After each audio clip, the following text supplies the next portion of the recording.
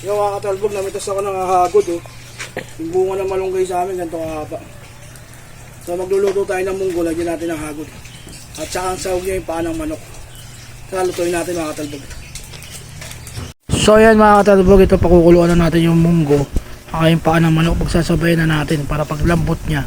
Saka natin igigisa yung ano, lalagyan natin yung hagod, tapos igigisa natin yung mga ingredients niya. So tara.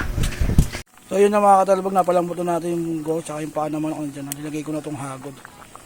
So mamaya gigisa lang natin yung mga ibang ingredients, tapos lalagay natin dito. Tapos lalamo na tayo. So yun mga katalbog, ito na yung munggo na may hagod. Ayan. Ito ang ating rice. So matalmo na tayo.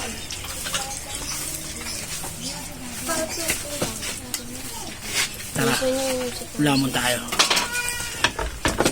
Mana natin yung munggo.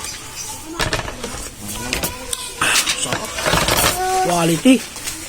Sausawan tayo ito. Suka, ng kayang bawang at saka sili.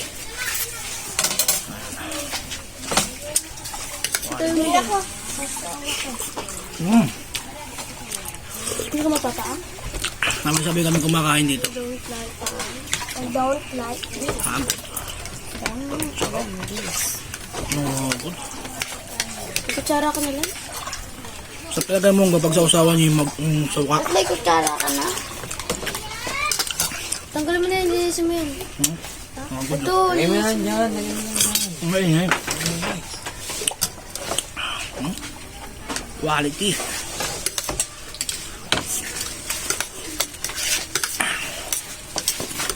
Tingin mo naman ang hagod? Mamo. Pop, diba?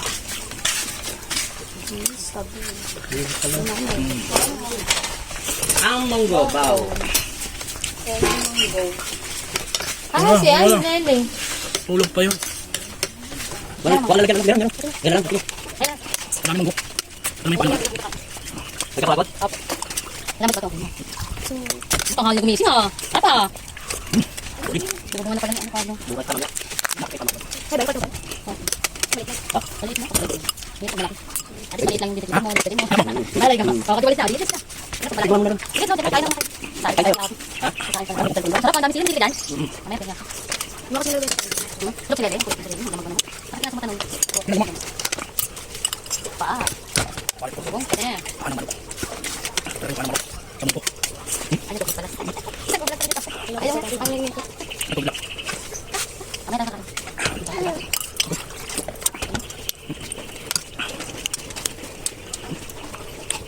Sabi kami ngayon, pagmalik. Malaparo na eh. Yung manok, 300 na.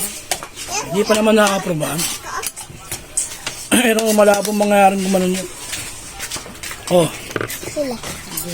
Yung manok hindi masyado. Wow! Try nyo na rin magmunggo na may hagod. May paa na manok.